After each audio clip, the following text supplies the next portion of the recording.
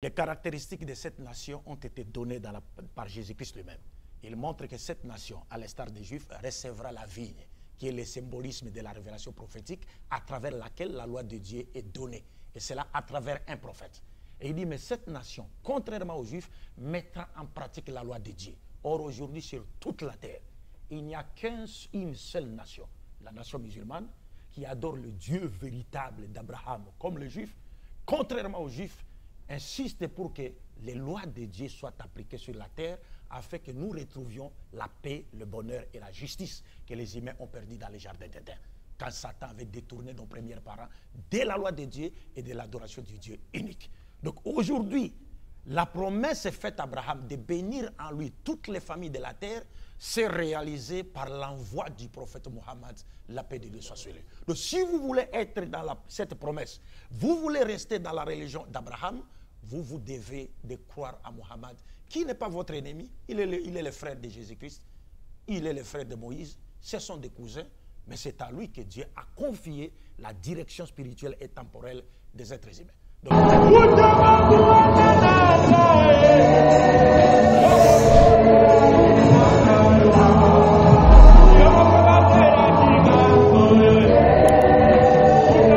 le prophète Mohammed, le messager envoyé par Allah avec le Coran afin de pouvoir guider, car la guidance se retrouve dans le livre qu'on appelle le Coran, les salis se retrouvent dans le livre qu'on appelle le Coran, c'est la déclaration du docteur Abdul Majid. Alors, aujourd'hui, nous allons analyser encore sa déclaration à la lumière du Coran. Et vous allez comprendre qu'il y a une forme de confusion dans le Coran en ce qui concerne même la mission du prophète Mohammed. Car bien même, il y a certaines sourates qui présentent le prophète Mohammed comme les messagers envoyés sur tout l'univers, sur toute l'humanité. On aura le temps d'analyser ces deux sourates. Ben, aujourd'hui, vous allez comprendre que le Coran, c'est un livre confus. Il y a que des contradictions à chaque fois. Même les contradictions se retrouvent dans la mission du prophète Mohammed. Mais dans cette vidéo que nous sommes en train d'analyser, on voit Abdul Majid, celui qui s'appelle docteur, selon les musulmans, en train, n'est-ce pas, de dénigrer le docteur Boris Mbouta, de démontrer que le prophète Mohammed est le sauveur de toute l'humanité, en se référant toujours dans la Bible. C'est ce qui est bizarre. Je vous propose de suivre d'abord son élément, là où il est en train d'expliquer le prophète Mohammed est le sauveur envoyé par Allah sur tous les êtres humains. Mais ce qui est faux, à la lumière de ce que nous avons pu démontrer, la sourate 39, le verset 61, c'est celle Allah qui est le sauveur. La sourate 3, le verset 103, c'est celle Allah qui est le sauveur. On n'a pas le temps de lire ces sourates. Vous avez déjà ça dans vos maisons. Suivez d'abord cet élément et puis nous revenons. Dans Deutéronome 32, 21 et aussi dans Matthieu chapitre 21 à partir du verset 33 à 46, Moïse et Jésus-Christ avaient annoncé aux enfants d'Israël que le royaume de Dieu, le leadership spirituel, leur sera enlevé pour être donné à une autre nation. Ça, c'est clair. Donc, fini l'élection d'Israël. Ceux qui croient qu'Israël est encore le peuple élu de Dieu, c'est fini. Alors, mais cette prophétie s'est réalisée quand? Avec l'avènement du prophète Mohammed.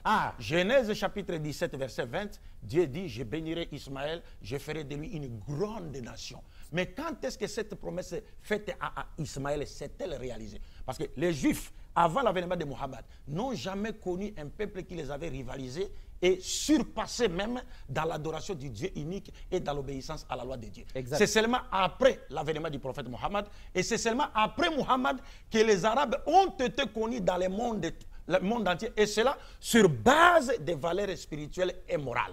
Alors, c'est pour les caractéristiques de cette nation ont été données par Jésus-Christ lui-même. Il montre que cette nation, à l'instar des Juifs, recevra la vigne, qui est le symbolisme de la révélation prophétique, à travers laquelle la loi de Dieu est donnée. Et cela à travers un prophète. Et il dit, mais cette nation, contrairement aux Juifs, mettra en pratique la loi de Dieu. Or, aujourd'hui, sur toute la terre, il n'y a qu'une seule nation, la nation musulmane, qui adore le Dieu véritable d'Abraham, comme les Juifs, contrairement aux Juifs, insiste pour que les lois de Dieu soient appliquées sur la terre afin que nous retrouvions la paix, le bonheur et la justice que les humains ont perdu dans les jardins d'Éden.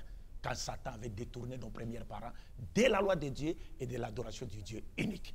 Donc aujourd'hui, la promesse est faite à Abraham de bénir en lui toutes les familles de la terre, c'est réalisé par l'envoi du prophète Mohammed, la paix de Dieu soit sur lui. Donc si vous voulez être dans cette promesse, vous voulez rester dans la religion d'Abraham, vous devez de croire à Mohammed, qui n'est pas votre ennemi, il est le frère de Jésus-Christ, il est le frère de Moïse, ce sont des cousins, mais c'est à lui que Dieu a confié la direction spirituelle et temporelle des êtres humains.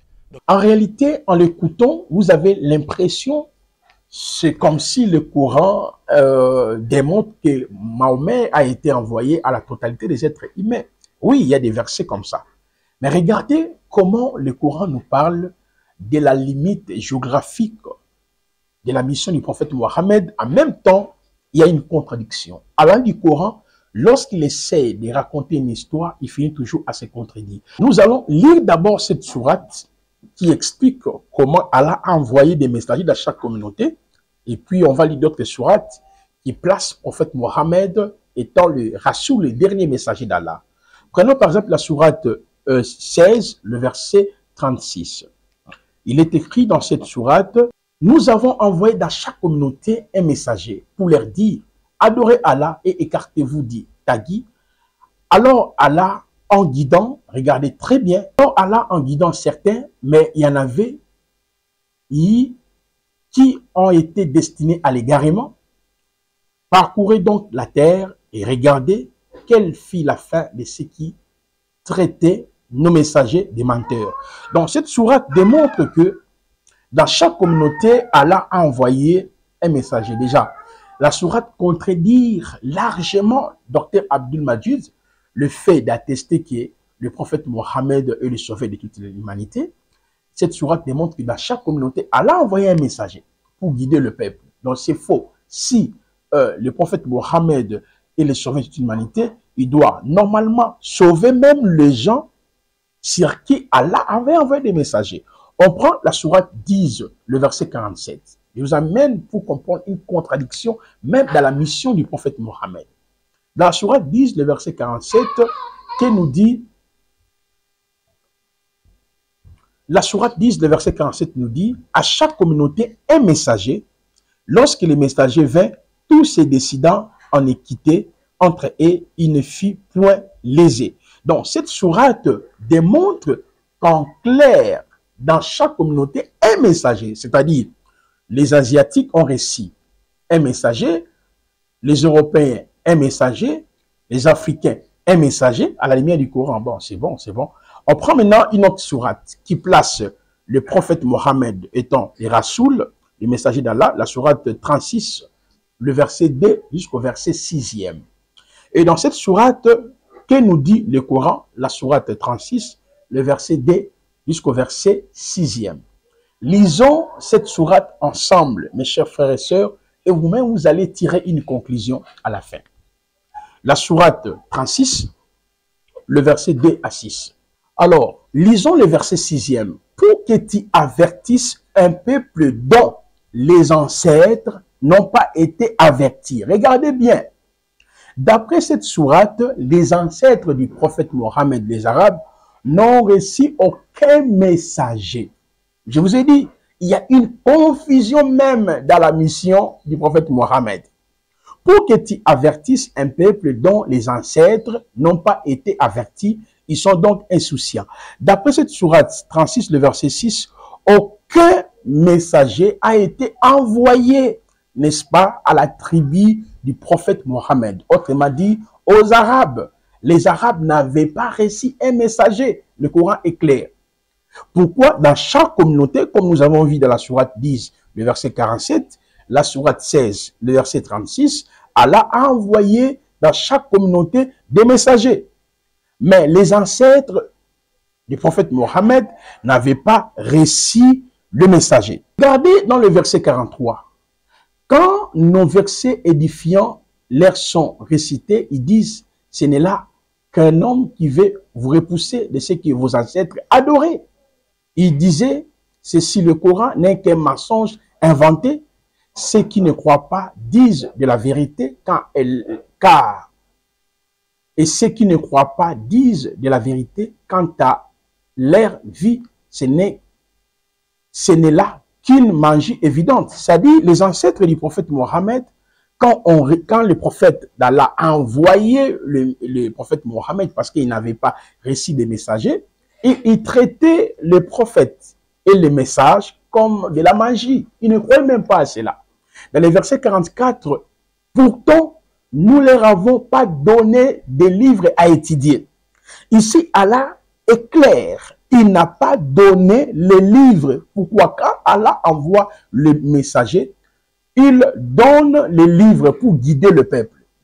J'ai démontré plusieurs sourates ici. La sourate 14, verset 4, la sourate 16, le verset 36, la sourate 10, le verset 47, la sourate 2, le verset 100, la sourate 2, le verset 200, la sourate 2, le verset 253. Tous ces passages montrent, n'est-ce pas, en gros, qu'Allah envoie des messagers dans chaque communauté avec un contenu, avec un livre.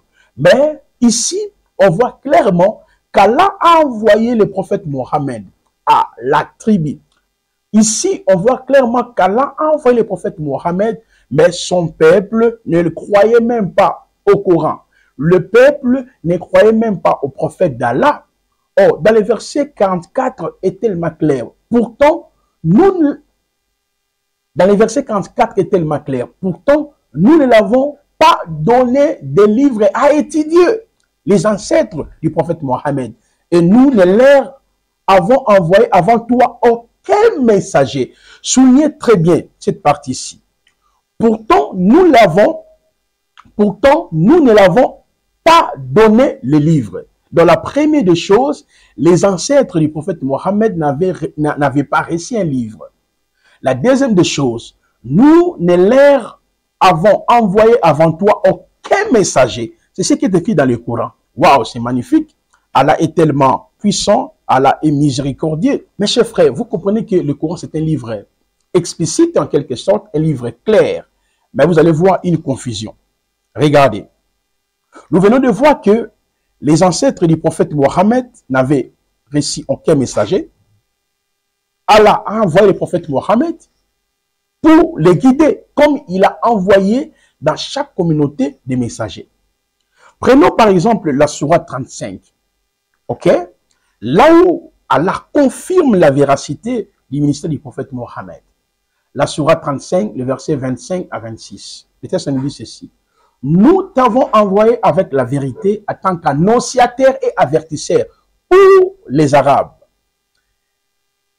Il n'est pas une nation qui n'ait eu un avertisseur. C'est-à-dire, chaque nation a reçu un avertisseur. S'ils te traitent de menteurs, eh bien, ceux d'entre eux avaient traité leurs messagers de menteurs. Cependant que leurs messagers leur avaient apporté les preuves, les écritures et les livres illuminants. Vous voyez, quand Allah a envoyé dans chaque communauté des messagers, on les traitait de menteurs. Or, Allah a toujours donné la révélation pour ces peuples-là. Et quand le prophète Mohammed est venu, on les traite également comme un menteur.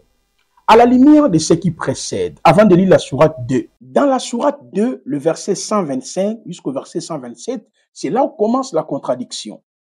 Dans le verset 125, il est écrit, « Rappelle-toi, quand nous fîmes de la maison un lieu de visite, un asile pour les gens, adopte donc pour leur lieu de prière, ces lieux où Abraham s'était debout, et nous confirmâmes Abraham à Ismaël, ceci purifier ma maison.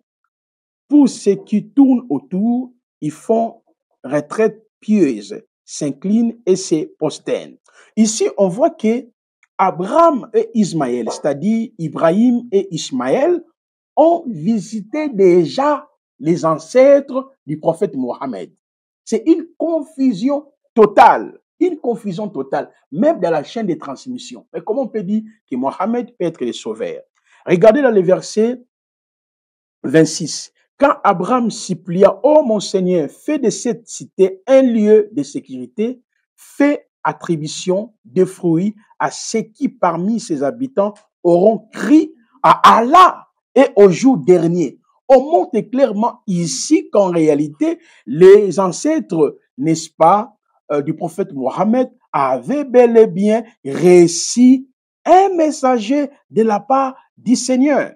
Vous voyez, le Seigneur dit, et quiconque n'aura pas cru, alors je lui concéderai une courte jouissance ici-bas, puis je le contraindrai au châtiment de feu dans l'au-delà. Et quelle mauvaise destination. Dans le verset 27, quand Abraham et Ismaël élevaient les assises de la maison, ô notre Seigneur, accepte ceci, notre part, car c'est toi, le Dieu, l'omniscient. Ici, on voit clairement que Abraham et Ismaël ont visité déjà les ancêtres, n'est-ce pas, du prophète Mohammed, ont bâti même la maison là où les musulmans adorent aujourd'hui. Donc, si déjà il y a une confusion dans ce sens, est-ce qu'on peut dire que le Coran, c'est un livre vraiment des révélations? Et je vais vous proposer cette vidéo où le docteur Abdul Majid présentait les 3 maladies.